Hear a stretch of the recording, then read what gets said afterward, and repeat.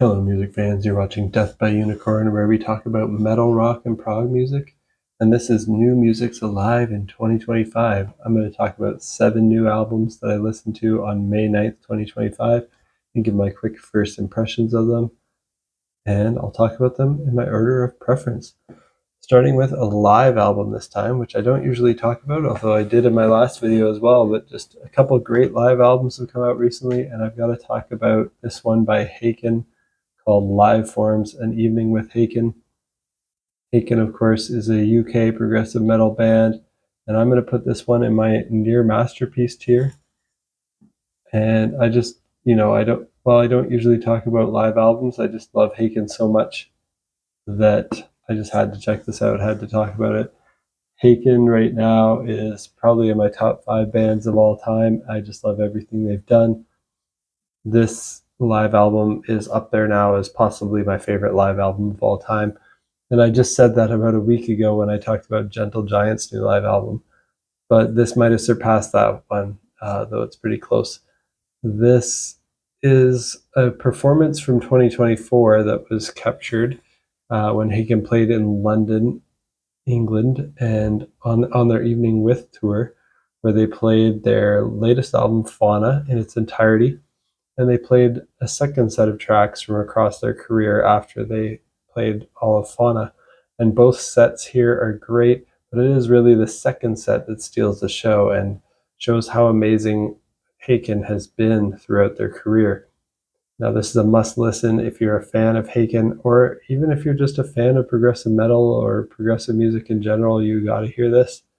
The performances are great. And if you don't know Haken, which I think most people who are fans of progressive metal and rock do know them, but if you happen to not know them, this could even be a good introduction to their sound. Um, their sound's very melodic. They're progressive metal. That's pretty much all clean vocals, no harsh screaming. They're very catchy and have choruses with melodic hooks that you just want to sing along to. They use odd rhythms, odd time signatures in ways that many of the greats do, with some gent influence from Meshuggah and guitar shredding and odd time signature influences from Dream Theater. And they do a couple epic length tracks in this, like over 15-minute tracks that take you on a journey and are full of different parts and really cool compositions. If that sounds good to you, check out Liveforms, An Evening with Haken by the band Haken. And now I'll jump into studio albums. I'm not going to qualify that live album for my year-end list because I'm only going to include studio albums on it, but I did want to mention it in this video. Next up, I want to talk about a band called Edensong and their album Our Road to Dust. This is the 3rd album by this American progressive rock band. I'm putting this one in my excellent tier. I've never heard any of the previous albums by Edensong, but I really enjoyed the advanced single I heard, which was the title track of the album, Our Road to Dust. And the whole album is excellent from start to finish. It had more variety than I expected. Some parts sounded like classic prog bands like Yes, with amazing vocal harmonies. Some parts had great acoustic guitars and flutes and violins. Some parts are a bit heavier and have ripping electric guitars. The intro of the track Wickler Basked, I'm not sure if I'm pronouncing that correctly, it even reminded me of the song CAFO by Animals as Leaders, with a really fast riff in the background that's similar to that. And the bass on that song is amazing too. Great playing, great compositions, great vibes on the whole album. I'm really interested to hear more from their back catalog. If that sounds good to you, check out Our Road to Dust by Edensong. Next up, I want to talk about Lars Fredrik Froislie and his album Gamle Mester. This is the 2nd album by this Norwegian artist. He's a progressive rock artist. And, well, I shouldn't say this is his 2nd album in total because it's his 2nd solo album. This keyboardist is from the Norwegian band Wobbler. I think he's also in Chronicles of Father Robin and has likely played with some other bands. I didn't write down his whole resume in my notes, unfortunately, but he is an experienced keyboard player who's played with some great bands. And I thought his debut solo album was good. The music was excellent, but the vocals were a bit below average for my taste. and dragged the album down a bit from being a contender for my year-end list. But I was hoping he could outdo his debut on this one. I expected again that the keyboard playing and composition would be amazing as usual from Lars Fredrik Froislie, and I hope to hear an improvement in his vocals or bringing in a guest vocalist or many guests to take this to the next level. And I am happy to say this is even better than his debut album. The music really excellent again. I think even the vocals, while still all done by Lars himself, they got a bit better. They still aren't stellar, but I'd say they moved up from where he was before, maybe below average to he's up to about average sounding vocals now. So that's great. Maybe if he does a third album, he'll become an above average singer if he keeps practicing.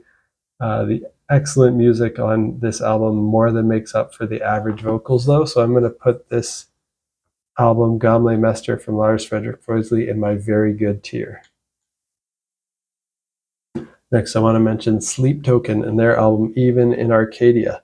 This is the fourth album by this band from the UK, and it's pop rock with alternative metal, art rock, post-metal, R&B, and progressive influences. I'm putting this one in my very good tier as well. Oh, I thought the last album by Sleep Token was very, well, I don't know if I gave it very good. I might have just called it good. But I think it was pretty overrated. They're a massively popular band. I don't really see why, other than that they're really just a pop band who sprinkles in metal and has masks and the whole mystique around them, kind of like the band Ghost. And I'm thinking that might just be the formula to become really popular in metal. Wear some masks like Slipknot, Ghost, and Sleep Token. Then just make some good music. Nothing too groundbreaking, but make sure you sprinkle in enough pop into your metal to get some people, normal people who don't listen to metal music, to check you out. Now, I like this album by Sleep Token more than their last one. I do have to give them some credit. They have great production, great genre blending, and catchy melodies.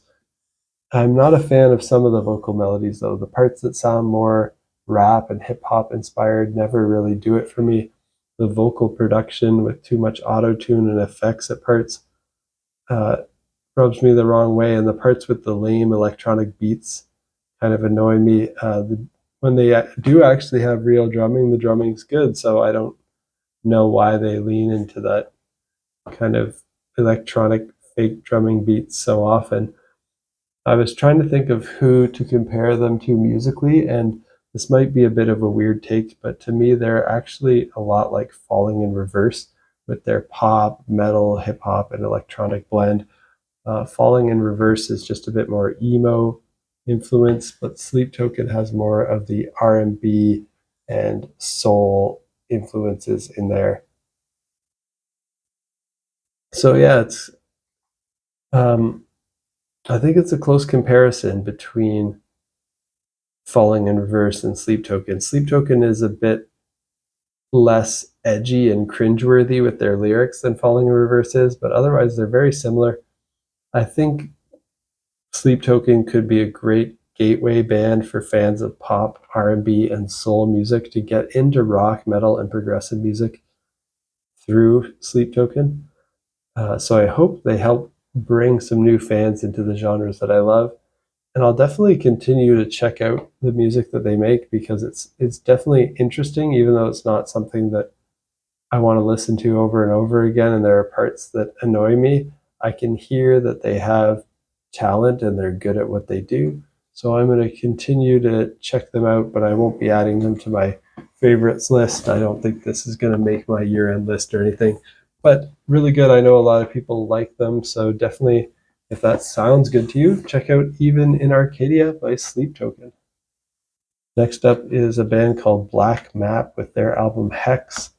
This is the fourth album by this American band, and it's alternative rock with post-hardcore, hard rock, metal, and progressive influences. I'm going to put this one in my very good tier as well. And I've never heard anything by Black Map before, but I liked the early single I heard, which was Hex, Come Get It. The whole album was very good, but doesn't really stand out as one that I'll go back to much.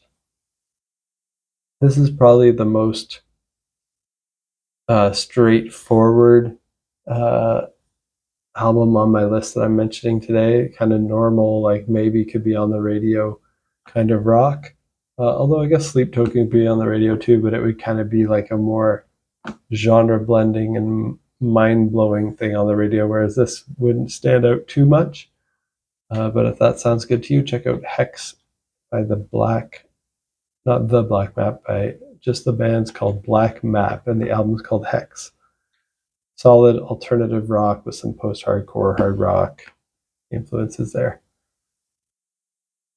And next up is Pymlico with their album Core. This is the 8th album by this Norwegian band, and it's instrumental, symphonic progressive rock with jazz fusion influences. This one I'm putting in my good tier. Black Map I would put in my very good tier still, but now we're getting down to just the good tier. And I'd never heard any album by Pymlico before, but I like the single called Don't Do That. And the playing from Pymlico here and their compositions are just excellent. Their build-ups and payoffs on some of these tracks are also great, but nothing really grabbed me too much to make me want to go back to it and re-listen. I'm probably also slightly biased against instrumental music here, as I latch onto music with vocals more, with only a handful of exceptions. I love some exceptional instrumental bands. This one, I think if you really love instrumental prog rock and jazz fusion, a lot of people who like that kind of music could really like this. For me, I kind of just need a vocal hook or something more quirky in my instrumental music to really latch onto it. But yeah, if you like instrumental prog rock and jazz fusion, check out Core by Pymlico. The last one I want to mention today is Behemoth and their album The Shit of God, which is a really silly and trying to be edgy, satanic kind of title from this Polish black metal with death metal, Blackened death metal band. The 13th album by this Polish band. And I'm going to put this in my good tier as well. I enjoyed the early release singles I heard from this. The whole album was good again, but not very good, not exciting. It all sounds very samey, kind of Blackened death metal, paint by numbers, I think. But the riffs are good. The songs have good energy. Some of the song titles are a bit cringeworthy and kind of trying to be edgy and satanic, and they sometimes use V's where they should have F's and V's where they should have U's, and that kind of thing where I don't know if I like that. But if you like Behemoth, I'm sure you'll like this too. It's very similar to their last album, maybe a little bit better than their last album, but not a whole lot better. It's pretty much in the same ballpark. They're both just good albums that I can enjoy while they're on, but nothing that I expect to listen to again. But if you like Blackened death metal, or if you like the band Behemoth, definitely check out their new one, The Shit of God. And that's it for my first impressions on these 7 albums that came out on May 9th, 2025. What did you think of these albums? Definitely let me know down in the comments. And is there anything that came out recently that you think I might enjoy? If you like metal, rock, and prog music, you're in the right place. Hit that like button, hit that subscribe button to stay in the loop on when I put out my videos. I usually put out a video at least one a week, sometimes fewer, sometimes more, but I usually put out my first impressions of new albums that I listen to each week. And in about a week's time, you'll hear from me talking about some albums from Breidablik, Callous Dowboys, Novelists, Bury Tomorrow, and Magic Pie. So if you want to know what I'm thinking about those albums right after they come out, hit that subscribe button to stay in the loop, and I'll see you next time. Peace out.